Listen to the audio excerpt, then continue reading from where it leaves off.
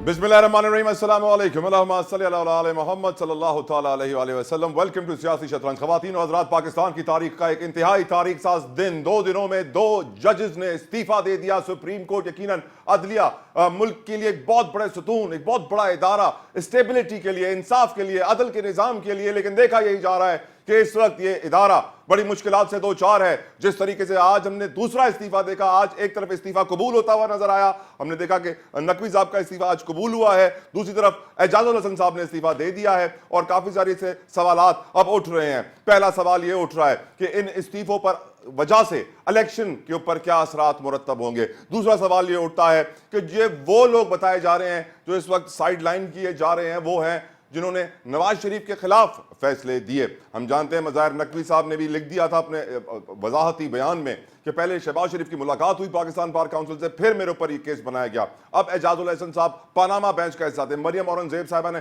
फौरन से press conference की और कहा कि ये दाग धो नहीं सकते इस्तीफों से, इन इस्तीफों के जरिए अदलिया अपने गुनाहों को माफ नहीं करवा पाएगी। और उनका इशारा पनामा की तरफ था। पनामा वो केस जिसकी वजह से नवाज शरीफ साहब को मुश्किलात का सामना करना पड़ा, जिसके बेंच में एजाजुल हसन साहब थे। हमें याद रखना चाहिए अनवर ज़हीर जमाली साहब के बाद साकिब निसार हों, आसिफ सईद खोसा हों, गुलजार अहमद साहब हों, उमर अता बंदियाल साहब हों, जस्टिस एजाजुल हसन साहब तमाम तर इंपॉर्टेंट केसेस के बेंचेस में रहे हैं। लेकिन एक आम आदमी के लिए क्या, एक आम आदमी ये सोचने पर मजबूर है इस वक्त कि 2 जजेस जा चुके हैं, पहले ही इतने लाखों केसेस अदलिया के अंदर पेंडिंग पड़े हैं, सुप्रीम कोर्ट के ऊपर 50,000 के करीब केसेस पेंडिंग है। ऐसे में ये जो खला है, ये कितना वक्त लगेगा नए जजेस आने में, एक ऐसे वक्त में जब इलेक्शन सर पे खड़े हैं, यकीनन और बहुत बड़े इशूज हैं जो पैदा हो चुके हैं। इसलिए विदाउट वेस्टिंग एनी टाइम, बहुत सारे सवाल हैं, जवाब हासिल करने के लिए मेरे साथ मौजूद हैं सीनियर वकील हैं, PTI की भी रहनुमा हैं अजहर सिद्दीक साहब। बहुत बहुत शुक्रिया, आपकी कीमती वक्त था। अजहर साहब, आप समझ रहे हैं कि ये वो जजेस हैं जो नवाज शरीफ साहब के खिलाफ थे, इसलिए उनको निशाना बनाया जा रहा है? क्योंकि हमने देखा कि एजाजुल हसन साहब की तो खतो खिताबत भी हुई थी काजी फैज ईसा साहब के साथ, उसमें काजी साहब ने उनको याद दिलाया था कि 6 घंटे काम करना है, 4.5 घंटे नहीं। मैं फोन कर रहा था, आप थे ही नहीं कमरे में उठाने के लिए, आप कैसे घर चले गए? तो यकीनन ये इशू पुराना है और इख्तलाफ अदलिया के अंदर जो है आज वाज़ेह हो गया कौम के सामने।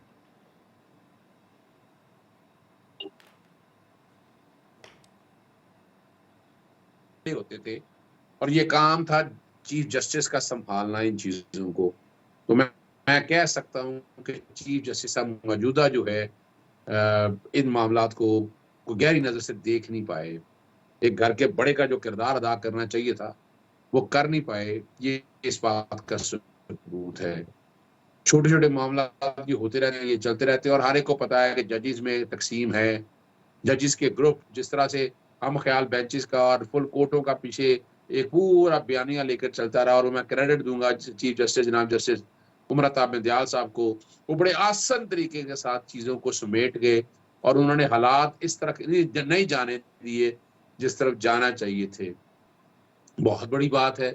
कुछ लोग कहते हैं आइन का जनाजा जरा धूम से निकले, कुछ लोगों का कहना है कि असूलों की जंग में बहुत कुछ खोना पड़ता है। कुछ लोगों का कहना है कि क्या इस मुल्क में अब आइन और कानून की बालादस्ती को मेरिट के नाम की कुछ चीजें रह जाएंगी। बहुत मायूसी है इस कॉन्टेक्स्ट में। अल्लाह ताला आसानी रखे, लेकिन अच्छा नहीं हो रहा पाकिस्तानी अदलिया के साथ। और कुछ लोग तो समझते हैं कि इस मौके पे इस्तीफा देना चाहिए था, जस्टिस काजी फाइज साहब को इस्तीफा देना चाहिए था। तो ये लोगों का ओपिनियन है, इसमें मैं तो कुछ नहीं कह सकता। लेकिन ये बातें अब सारी खुल के हो रही हैं और बहरहाल जिस हम तरह कह नकवी सकते साहब का हैं इस्तीफा मंजूर हुआ, उसी तरह एजाजुल कि हसन फतह साहब का भी होगी। इस्तीफा मंजूर हो जाएगा सिद्दीक साहब? देखिए जी, सदर पाकिस्तान के पास इस्तीफा है, सदर पाकिस्तान ने देखना है, लेकिन माजी का एक बेहतरीन मुस्तकबिल का एक इंटेलिजेंट जज जो है, जो चीफ जस्टिस बनना था, जिससे बहुत सी उम्मीदें वाबस्ता थी इस मुल्क के लिए।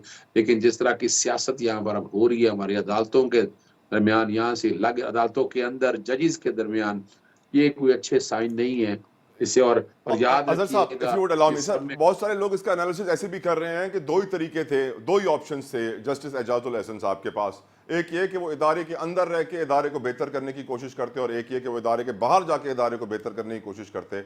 उन्होंने बाहर जाने का फैसला किया, इसलिए शायद वजह इसकी ये है कि अंदर उनको अब उम्मीद नजर नहीं आ रही थी बेहतरी की। आप क्या कहेंगे?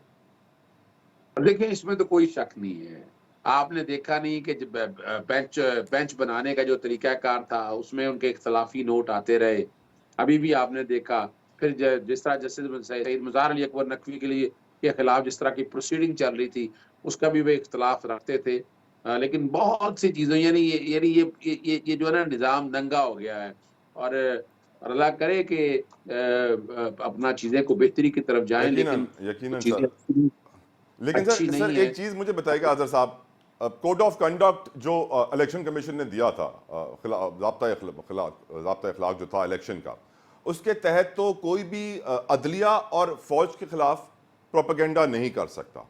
लेकिन हमने आज देखा कि जैसे ही इस्तीफा आता है, फौरन से उसके बाद मुस्लिम लीग नून की रहनुमा साबिक वफाकी वजीर इत्तलात मरियम औरंगजेब साहबा प्रेस कॉन्फ्रेंस करती हैं और वो बहुत सारे इल्ज़ाम आयद करती हैं जजों के ऊपर कि अपने दाग नहीं धो पाओगे, गुनाह माफ़ नहीं होंगे। तो क्या ये अदलिया के ऊपर हमले के जुमरे में नहीं आएगा? कोड ऑफ कंडक्ट की खिलाफ वर्जी नहीं होगी अजहर सिद्दीक साहब? देखिए जी, बिल्कुल इसमें कोई शक नहीं है। जो हालात चल रहे हैं ना, ये आपको याद होगा कि 5 जजेस के बारे में क्या-क्या इल्ज़ामात लगाते रहे हैं और आज आपको याद आना चाहिए गॉड फादर और सिजिलियन माफिया के अलकाब भी याद आने चाहिए आपको। आज ये चीज़ साबित कर रही है कि हमारे मुल्क में माफिया का राज आ चुका है। हमारे मुल्क में गॉड फादर और सिजिलियन माफिया दूर-दूर तक फैल चुके हैं। इससे इस मुल्क की सालमियत को बहुत नुकसान है। यहाँ आगे चाहिए, को आगे बढ़ने वाला आदमी चाहिए। जहाँ इस वक़्त ज़रूरत है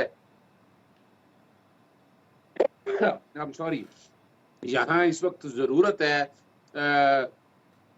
नवाबज़ादा नसरुल्लाह जैसे लोगों की, जतोई साहब जैसे लोगों की, कि जो बैठकर इन सारे मामलात को बेहतरीन अदराक से हैंडल कर सकते। शाह अहमद नूरानी साहब, मौलाना अब्दुस्तार नियाज़ी साहब, काज़ी हुसैन अहमद साहब और मुनव्वर हुसैन जैसे लोगों की, कि जो बैठकर इन चीज़ों को बड़े आसान तरीके से हैंडल कर सकते थे। राइट अजहर आप साहब, अगर देखें राइट अजहर साहब, बिल्कुल आप सही फरमा रहे हैं। मैं साथ साथ प्रोग्राम में यहाँ वेलकम करना चाहूँगा। महमूद मौलवी साहब ने मुझे ज्वाइन कर लिया, किसी तारुफ के मोहताज नहीं है, इस्तेकाम पाकिस्तान पार्टी से हैं। बहुत बहुत शुक्रिया महमूद मौलवी साहब आपके कीमती वक्त के लिए। लेकिन एक ब्रेक की तरफ हम बढ़ते हैं और ब्रेक के बाद महमूद मौलवी साहब, मैं आपसे आपकी राय जानूंगा कि जो सूरत हाल इस वक्त अदलिया में पैदा हो गई है, क्या काजी फायज ईसा इस वक्त के मौजूदा ऑनरेबल चीफ जस्टिस अदलिया के वक़ार को और इन जजों के इल्ज़ामात को डिफेंड कर पाएंगे? ब्रेक के बाद पूछता हूं आपसे, हमारे साथ